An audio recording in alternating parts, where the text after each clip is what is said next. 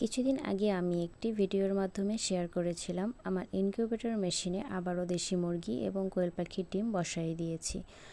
তো আজকে আমি সেই বিষয় নিয়ে আলোচনা করব। দেরি না করে চলুন মূল ভিডিওতে ফিরে যাওয়া যাক। হ্যালো এভরিওয়ান, আসসালামু আলাইকুম। আপনারা সবাই কেমন আছেন? আলহামদুলিল্লাহ আমি ভালো আছি। তো আমি কত পিস ডিম থেকে কতগুলো বাচ্চা পেলাম সেই ভিডিওটি আজকে শেয়ার করব।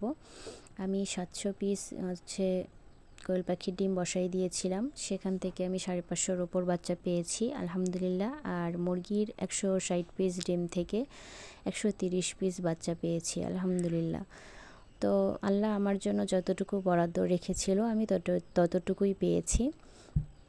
এদিকে আমার কোয়েল পাখির ডিমগুলো প্রায় 1200-1300 ডিম জমা হয়ে আছে। আসলে আমাদের এখানে এত পরিমাণ বৃষ্টি প্লাস লোডশেডিং হচ্ছে, যেটা বলে বোঝানো যাবে না। আমার ফোনের একটু সমস্যা, আমার ফোনের চার্জ ছিল না, তাই আমি আসলে ভিডিও করতে পারিনি বাচ্চাগুলোর, দুঃখিত।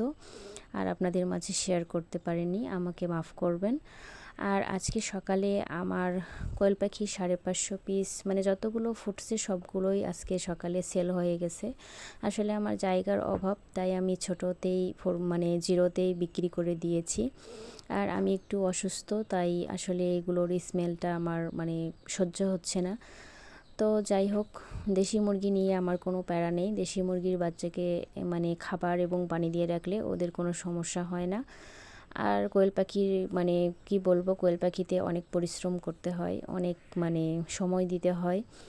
যাই হোক, সেই সময় দেওয়ার মতো এখন আমার কাছে সময় নেই, তাই ছোটোতেই বিক্রি করে দিয়েছি আলহামদুলিল্লাহ। দেখুন, এখানে আমার বাড়ির একটা ডিমও আমি বাইরে থেকে কিনি না। আমার যে প্যারেন্টস মুরগিগুলো আছে সেই মুরগি থেকে যে ডিমগুলো পাই সেখান থেকে আমি কিছু বিক্রি করে ওদের জন্য খাবার নিয়ে আসি, আর কিছু ডিম দিয়ে আমি বাচ্চা ফুটাই, সেগুলো বড় করে বিক্রি করি।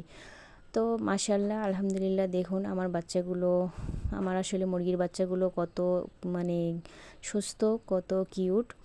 তো যাই হোক, আমার জন্য এবং আমার খামারের জন্য আপনারা দোয়া করবেন। আল্লাহ তাআলা যেন আমার হালাল রিজিক, হালাল ব্যবসায় বারকাত দান করেন। সবাই ভালো থাকবেন। আল্লাহ হাফেজ।